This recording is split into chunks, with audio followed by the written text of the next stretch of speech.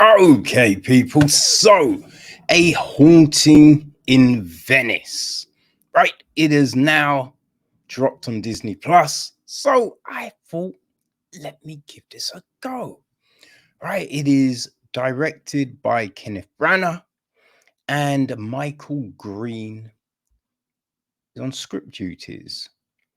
The film is produced by Kenneth Branagh, Judy Huffland, Simon Kinberg, and Ridley Scott. It's executive produced by James Pritchard, Louise Killen, Mark Gordon, associate produced by Martin Curry, and line produced by Enrico Ballerin.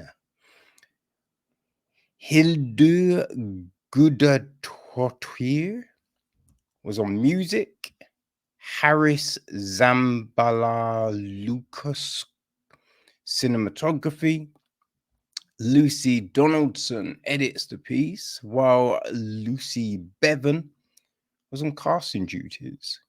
John Paul Kelly, production design, art direction. We have Peter Russell, Richard Selway, Chris Stevenson, and Susanna Codnogotato. Celia Bobak handled set decoration, and costume design is Sammy Sheldon. So, our cast in this one, we have got Branagh back for the third time as Hercule Poirot. We have got Amir El Masri as Alessandro Longo. Vital Portaligui is Riccardo Scaramacchio. Adrian Oliver is Tina Fey. Olga Semenov is Camille Cotin. Rowena Drake is Kelly Riley. Leopold Ferrier is Jude Hill. His dad, Dr. Leslie Ferrier, is Jamie Dornan. Alicia Drake is played by Rowan Robinson. Joyce Reynolds is played by Michelle Yu. Desdemona Holland is played by Emma Lard. Nicholas Holland is played by Ali Khan. We've got the police captain played by Winnie Solidi. Maxime Gerard is played by Carl Allen. Sister Maria Veletas is played by Vanessa Ifedioria. Who else do we have? The puppet show MC is played by David Menken. The grocer is Lorenzo Acquaveria. Vincenzo De Stefano is played by Fernando Piloni. The baker is played by Dylan Corbett Badar. Yeah, that is that's our main group of people. So the gist is this, right? The story is set in eerie Second World War Venice on All Hallows Eve, and is a terrifying mystery featuring the return of celebrated sleuth Hercule Poirot, now retired and living in self-imposed exile in the world's most glamorous city. Poirot reluctantly attends a seance at a decaying haunted palazzo. When one of the guests is murdered, the detective is thrust into a sinister world of shadows and secrets. Ooh. So this, it is an adaptation of Agatha Christie's 1969 book, Halloween Party. This, surprisingly enough, is the first of the Kenneth Branagh Hercule Poirots that I have actually taken a look at. Right? I think at the beginning I was just a bit like, the moustache is ridiculous. You know, I'm I'm a huge fan of Hercule Poirot. I loved those stories as a kid. Like, those were the only large print books I could get my hands on. Those and the Miss Marple. I like Miss Marple too, but Hercule Poirot was always my favorite. Um, yeah, so David Suchet for me is the quintessential Hercule Poirot, right? So whenever anyone else crops up in the role, man, they're big shoes to fill. You know what I mean? So I can be a little skeptical, but I heard this was good. So I was like, you know what? Let me check it out, right? Let me check it out. And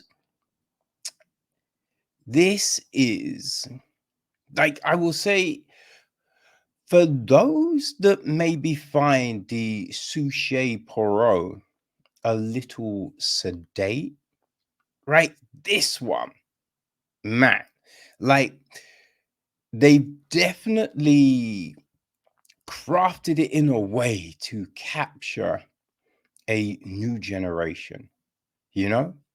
I just think it was well lit to give the ambiance of this sinister, creepy situation. You know what I mean? Because we're dealing with a fucking seance in a dilapidated house.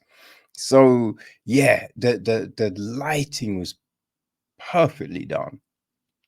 You know, like these weird angles that are being used to frame a scene to show us like certain situations really did help create that. Oh, what's happening? Oh, was that supernatural? Like, oh, who, where, what? You know what I mean? It was perfectly done. Like the use of noise and sound and just all of that worked very well. And our cast was good. Our cast was very good. You know, there was a few things that I don't know, were a little frustrating, right? Like, just, I think the young Ferrier, right? Leopold Ferrier. It's just the way the kid talked. It just felt weird. You know what I mean? But a lot of stuff that, from a certain period, when you do the Jane Eyre stuff and things like Little Women and stuff like that, everyone talks in such a weird fucking way, right? So I don't know really, you know what I mean? We're trying to get that kind of vibe, that kind of tone, so I kind of get it. But yeah, just found that character just irritating, right? Just irritating. And it's just the moustache, man. The moustache is a little like, yo, what are we doing with that? You know what I mean? What are we doing with this moustache? It looks so stupid. But it wasn't bad. It wasn't a bad film. For me, I don't know if it resonates like the classic Poirot. But again, I'm a huge fan of that.